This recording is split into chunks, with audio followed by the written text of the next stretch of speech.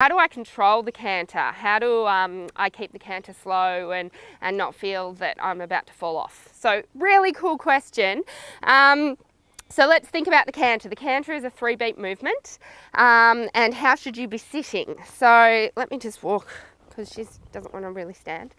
So canter, yes, is a 3-beat movement, and there is a moment of suspension in the canter. So that means when it's not the same as sitting on a chair, because there is that moment that the horse will kind of throw you up out of the saddle. So you need to be able to counter that. Like in the trot, the moment of suspension throws you out of the saddle every 1, 2, 1, 2, 1, 2. The canter beat is 1, 2, 3, 1, 2, 3, 1, 2, 3. And I really emphasize the 1, because on the 1, you really want to make sure that you stamp your feet almost down, not in the stirrup. Let me just get close to the camera. So you're not going to actually lift your legs and stamp, like to make a noise, but it's very subtle, as everything in dressage is, but it's 1, 2, 3, 1, 2, 3, 1, 2, 3, 1, 2, 3. Your ankle is your shock absorber. So that's really just going to take the heat out of the throwing up and throw it down instead. So it's 1, 2, 3, 1, 2, 3, 1, 2, 3, 1, 2, 3. So that's really important that you have that stamp. When people talk to me about controlling the canter, I want to be able to control the canter. I'm an NLP master practitioner and a mindset coach as well. So the first thing is a lot of dressage riders love control, love knowing what's going to happen next, love certainty, which is great if that's who you are as a person and personality. There's nothing wrong with that at all. But in dressage, you've got to learn to let that go. What? I don't want to let that go. But you do.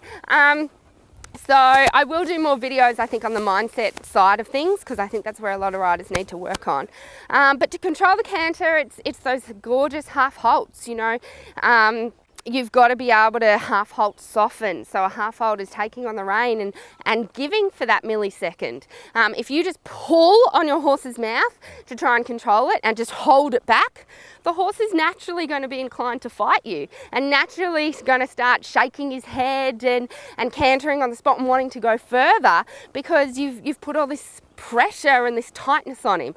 So you as a rider, if you want your horse to be loose, you have to be loose. So let me just go into canter now. Hello, can we wake up, Gretch? I'm just going to have a trot.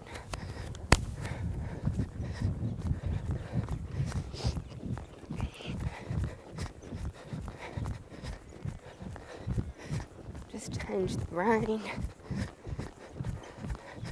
Alright. Okay, so in the canter, I've got that stamp now. I'm half holding, softening, half holding, softening, half holding, softening. Use the rein, allow. Use the rein, allow. Use the rein, allow. Especially the inside rein, you don't want to have to use it. So I can give on the inside rein. She doesn't run away, nothing changes, because I've got connection on my outside rein. Now my seat is just, I've got my 2 seat bones connected to the back, but more importantly, just my inside seat bone. My inside seat bone, so my left seat bone, becomes very important in the canter. And it literally is just scooping 1, 1, 1, 1, 1. Hello. And if I want to go faster, I'll scoop faster. 1, 1, 1. If I want to go slower, collect for me, Gretch. I'm going to go 1, 1. Whoops, and we've got a flying cage. So, sorry, she's already had a workout for today. She's like, oh, I can't canter again. So let me just show you on the other side. What do they say? Don't work with animals or children. Come on. So, I used the whip there just because she didn't canter off my aid. Now I've got my outside rein, then to the inside, and now it's all about my right seat bone and my right inside leg stomping. 1, 1, 1, 1. And my seat determines how fast she goes. So if I want to gallop, my inside seat bone pushes.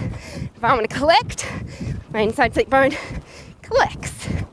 Just by keeping the contact with her back. And a trot transition means I bring both seat bones into play. And then a walk transition, just sit and breathe out, don't need your reins, and we're back to walk. So, I trust that helps. The biggest thing with the canter that I see riders do is they ride with their upper body, and canter, and canter, and canter. You don't need your upper body to canter. You really want to stretch up, stretch down, so feel like someone's pulling your helmet to the sky and someone's pulling your heels down to the ground. When you do that, you're going to be in the right position to isolate your upper thigh muscles. Your really upper groin muscles are what keep you in the saddle. Don't use your knees because you'll pop out of the saddle.